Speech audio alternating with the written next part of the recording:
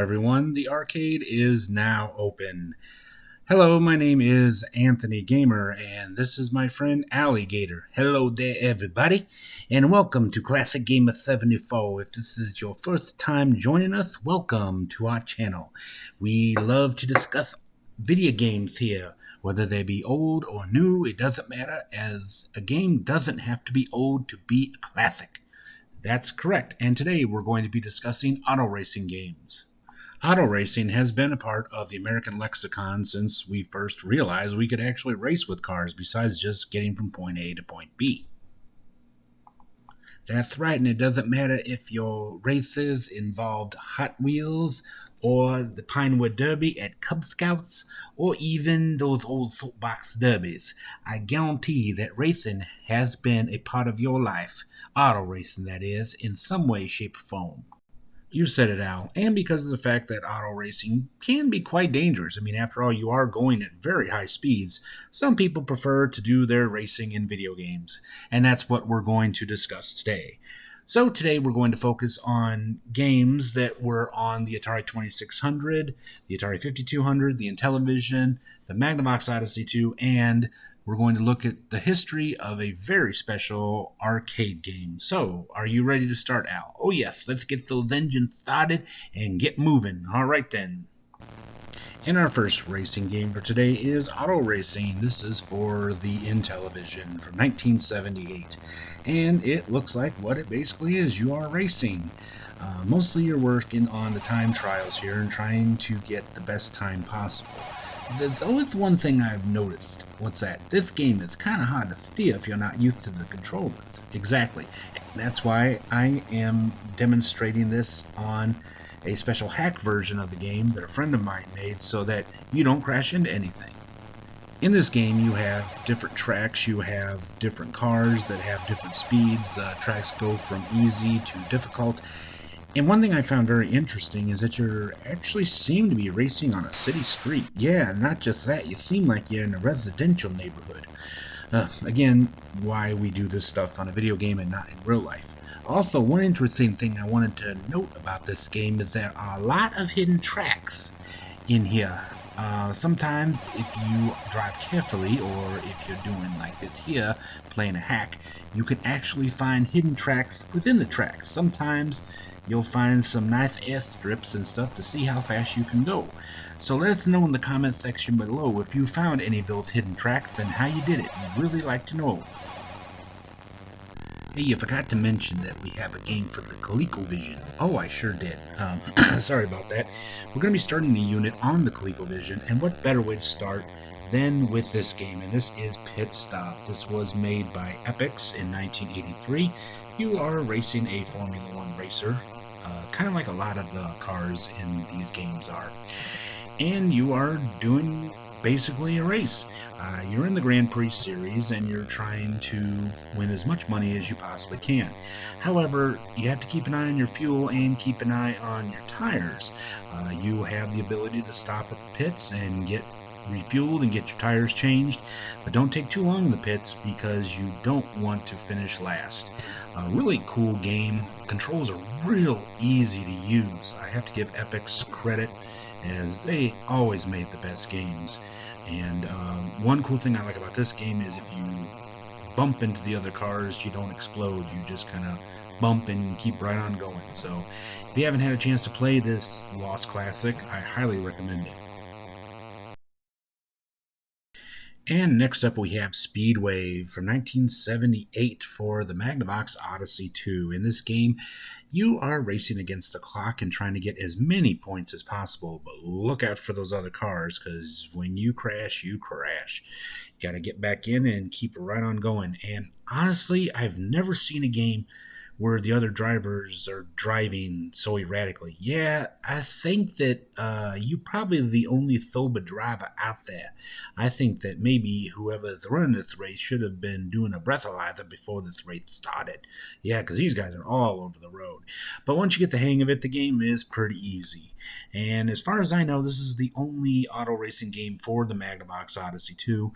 Graphics are simplistic, but like most games for the Magnavox Odyssey 2, this game is a whole lot of fun. And next up we go to the world of the Atari 2600.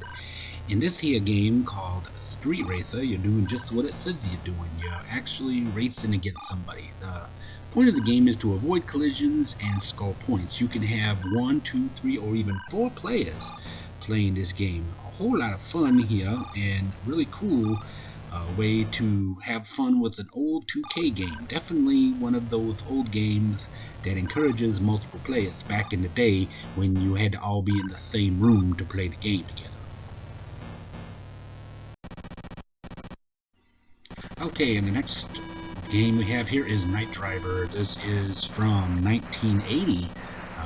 Also for the Atari 2600. Now in this game you are driving obviously at nighttime, and you are in a fixed position at the bottom of the screen. So you're using the paddle controllers to go back and forth and accelerate with the button and see if you can get as many points as possible without crashing the car. You know something? This game looks kind of familiar. Well, we played it quite a few times over the years. No, but it reminds me of something. I just can't remember what that game it reminds me of. Oh, I think I know what you're talking about. You're talking about that 280 Zap game that Nissan made. Oh yeah, that one from the Adva games. Right, that one where you're driving, supposed to be test driving that Nissan 280 car, and then you're trying not to crash. It's along the same lines, and strangely enough, it came out right around the same time, although the Nissan game came out 3 years earlier. Yep, quite a fun game. Both of them are exactly, but yeah, I definitely can kind of see where Atari may have got their inspiration from. And what you're looking at now is Indy 500. This is an Atari 2600 game from back in the day, a good old 2K game.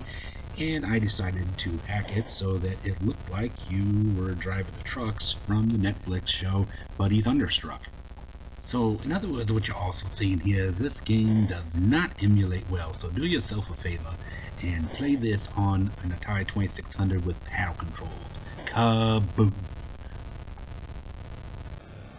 And next we go to the world of Activision, and this is Dragster from 1980, programmed by the great David Crane. This is a game I've noticed a lot of people don't like for one reason: they don't know how to play it. Whether they got this game at a yard sale or whatnot, they keep forgetting to shift the gear and they blow the engine. Once you get the hang of it though, the game is actually a whole lot of fun.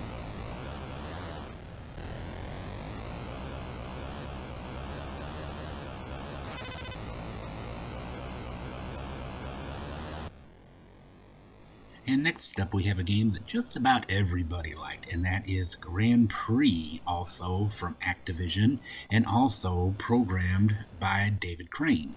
In this one you're racing against time, and you have a couple different tracks to try here. Actually, I think you got 4, based on real actual tracks. You have the Watkins Glen, Brands Hatch, Le Mans, and Monaco, and you are trying to get the best possible time that you can get. Of course, if you had nothing standing in your way, well, that would be a little not much of a fun game now, would it?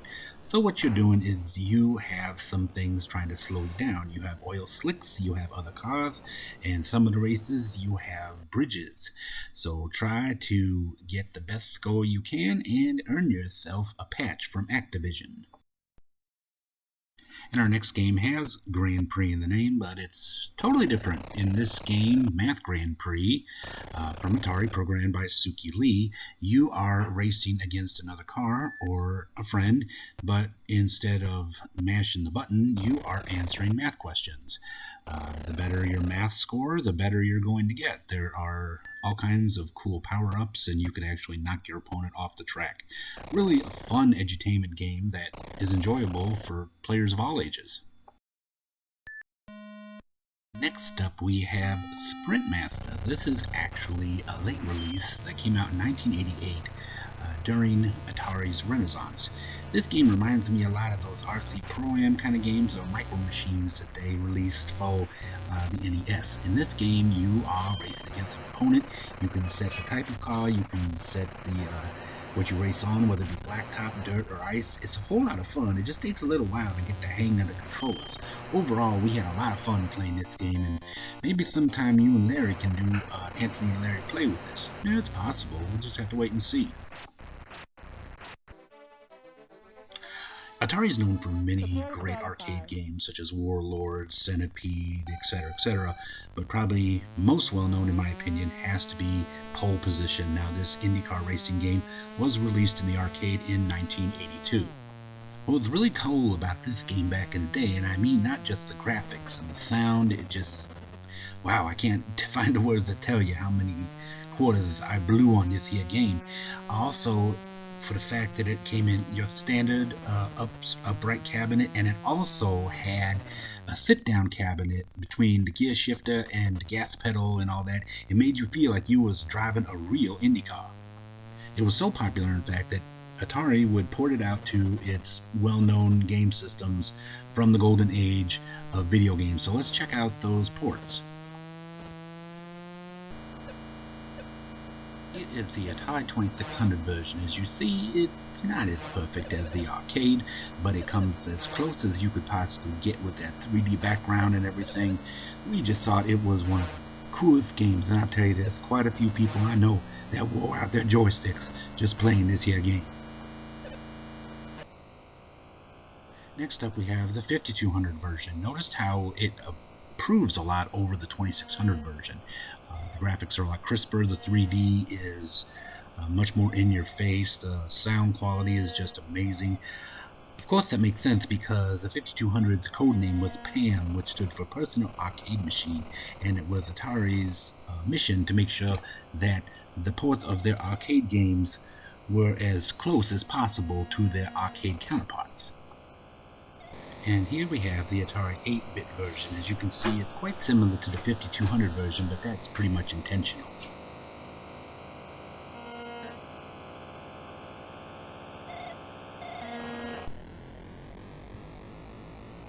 And finally, last but not least, we have Pole Position 2. This would be the launch title for the Atari 7800. Has all the aspects of all the other games with beautiful graphics, the stunning 3D backgrounds, and everything you just would expect from the arcade Pole Position game, but now made available for a home console. In our next episode, we will have games that were based on comic strips. Well, but that brings us to the end of another exciting episode of Classic Gamer 74. I really hope you all enjoyed it. If you did, let us know by smashing that like button, subscribe if you haven't already. Don't forget to click that little bell icon down there so you'll be notified when we upload new episodes. And please connect with us on all our social media accounts. The best place to find me at any time you'd like to is on the Atari Age forum. So go to atariage.com, join the forums, and find me there using the handle ClassicGamer74.